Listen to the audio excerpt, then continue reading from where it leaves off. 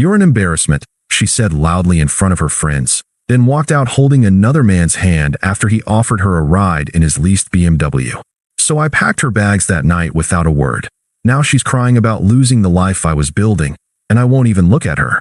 Hey viewers, before we move on to the video, please make sure to subscribe to the channel and hit the like button if you want to see more stories like this. Thanks.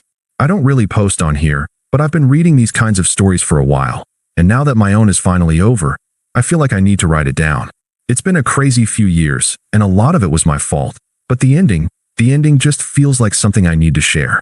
For context, I was with my now ex, Chloe, for 5 years. 5 years. We started dating in college and, as you do, we grew up together. I honestly thought we were a team, a single unit moving towards a shared future. I was always the quiet, reliable one, the guy with the plan. After graduating, I got a solid job in tech. It wasn't glamorous, and it certainly wasn't the kind of thing that would land me on the cover of a magazine, but it paid well and had great benefits. I'm a planner. I believe in delayed gratification. I wasn't the kind of guy who bought a brand new car the second I had money in my account. Our goal, was a house. I'd been socking away every extra cent I had into a separate, high-yield savings account for a down payment for 2 years. Chloe, on the other hand, was an entirely different person. She worked in marketing and was constantly obsessed with image, social media, and what she called living in the moment. Our lives felt like a constant tug-of-war between her desire for immediate gratification and my need for long-term stability. I should have seen the red flags, but I just thought it was a part of her ambition, a side effect of working in a field where appearances were everything. I was wrong. The image, the ambition, it was all a front, a fragile shell hiding a selfish core. The beginning of the end came at her company's annual gala. It was a black-tie event, held in a ridiculously ostentatious ballroom with gold leaf on the walls and chandeliers the size of small cars. I was there in my one good suit, trying to be a good sport, but I felt like an outsider, a misplaced piece of a puzzle. The air was thick with the scent of expensive perfume and the drone of self-important conversations about quarterly earnings and market shares. Chloe was in her element, flitting around from group to group, talking about branding and social capital with her coworkers. One of them, a guy named Alex, was particularly aggressive. He was a used car salesman who talked like he owned the place, all swagger and rented confidence. He had a brand new BMW M3 he was clearly leasing, and he wouldn't stop bringing it up, gesturing to it through the enormous windows of the ballroom.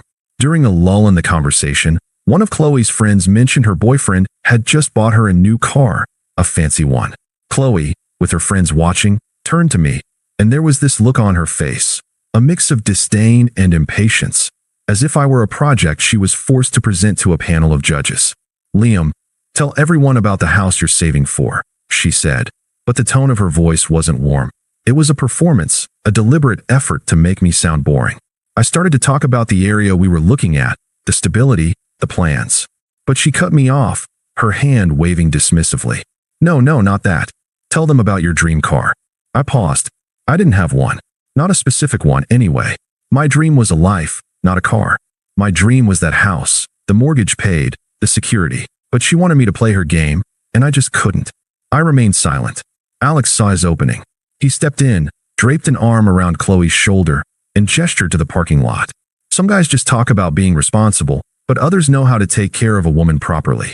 How about I show you what a real car feels like? My body tightened, my blood turning to ice, but my voice remained calm. I was done being humiliated. I looked Chloe straight in the eyes and said, "Chloe, if you get in that car with him, we're over. You know what I'm working for. You know what we've built. I'm not going to let you do this."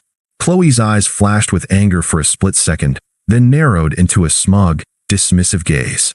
She actually snorted a little laugh. "Don't be so dramatic, Liam," she said, her voice dripping with condescension. "You're an embarrassment to me, and to everyone else here, for that matter." She then took Alex's hand, smirked, and walked off with him, leaving me standing alone in the middle of the crowded room, the silence deafening. The air felt thick with silence, but I didn't stick around for the pity looks. I simply turned around, walked out, called a rideshare, and went straight home. My head was spinning, but my movements were methodical. I wasn't crying. I wasn't yelling. I just felt a deep, cold certainty. The relationship was over. I went to our apartment, grabbed 2 empty moving boxes from the back of the closet, and began packing.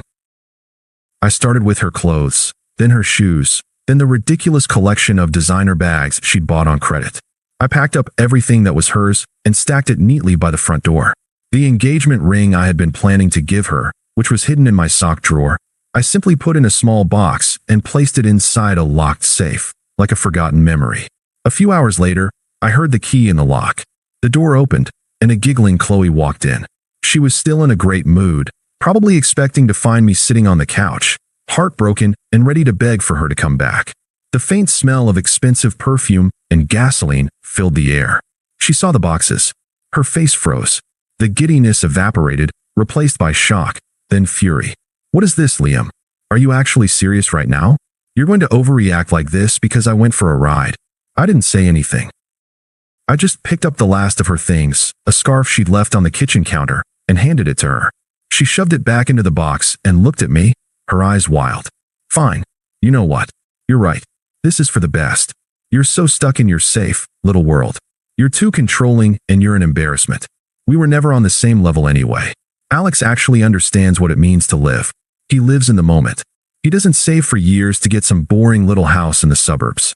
I'm going to have a life you could only dream of, Liam. A life of fun, of spontaneity. A real life. You just exist. You're a placeholder, a security blanket. I'm done with security blankets. She grabbed a bag, slammed the door so hard a picture fell off the wall, and stormed out, her final words echoing in the silence. And with that, she was gone. My silence was my final word. I didn't chase her. I didn't yell her name. I just stood there, the silence in the apartment feeling, for the first time, like a peaceful, empty space instead of a hole in my heart. The old me would have been crushed. The old me would have called her, would have begged her to come back. But a new me had emerged in that brief, painful moment at the gala. This new me was stronger, and most importantly, he was finally free. For the next few months, I went completely silent. I blocked her on everything, her number, her social media, her email address. I cut off a few mutual friends who I knew would act as spies, or worse, would try to convince me to just talk to her.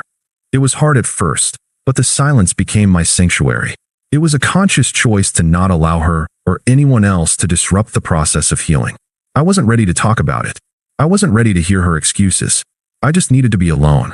The part of me that had been constantly trying to justify her behavior, to find excuses for her, was finally quiet.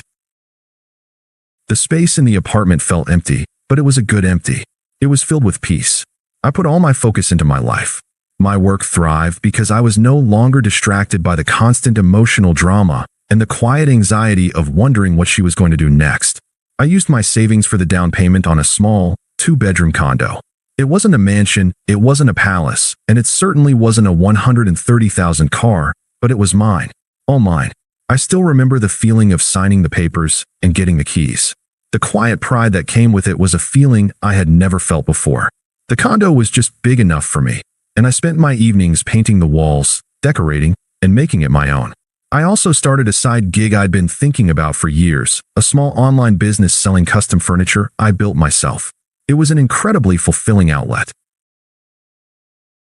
I found solace in the smell of sawdust, the feel of a freshly planed piece of wood, the methodical work of creating something beautiful with my own 2 hands. It was a metaphor for my life. I was building something new, something real, something that was entirely mine. The emotional shift was gradual, but profound. The internal monologue I had with myself evolved from shock to a quiet sense of purpose and peace. I realized I wasn't just getting over her. I was getting better. The life I was building was my true dream. A dream of stability, of creativity, of genuine happiness, and it didn't involve her. I started going to the gym more, picking up old hobbies, and reconnecting with friends who had drifted away during my relationship with Chloe. I was becoming the person I was always meant to be, not a security blanket for someone else, but a person with his own life, his own passions, and his own peace. Then, the whispers started coming back to me through a few mutual friends who hadn't completely taken her side. Alex, it turned out, was living a life he couldn't afford. The BMW was a lease, and the payments were crushing him. The expensive dinners, the fancy trips, all on credit. He was a salesman, all flash and no substance. And he was also possessive and controlling. He isolated Chloe from her friends and belittled her for not being ambitious enough, the exact same thing she used to throw at me. The guy she left me for was not living the life she thought he was. It was a complete facade, a house of cards waiting to fall. Chloe's karma came in slow, painful waves. Her friends started to distance themselves because she was so toxic, and Alex had cut her off from everyone anyway. Her dream lifestyle was a lie. Alex started to spend less and less money on her, and his true abusive nature came to the surface. It was all a front. The final, ironic blow came when her friends told me that Alex's car had been publicly repossessed outside her apartment building, right as she was leaving for work. The car she had chosen over me, the symbol of her upgrade, was gone. Her life was slowly, but surely, unraveling. Then the call started. Texts from unknown numbers. Voicemails. The messages began as a simple, "Hey, how are you?" and escalated into a barrage of desperate pleas. "Liam, hey, it's me. I know you're probably angry, and I get it. But I miss you. I miss our life. Can you just call me back? I made a mistake. A huge mistake. He's not who I thought he was. I need to talk to you." I ignored every single one. I didn't reply to a single text. I didn't listen to the voicemails. My life was peaceful, and I wasn't going to let her shatter that. She then started trying to get my friends to talk to me. They would mention it to me, but I would just look at them and say she made her bed, and now she has to sleep in it. My friends, seeing how much happier I was, finally stopped trying to meddle. Then, a few weeks ago, she showed up at my new condo.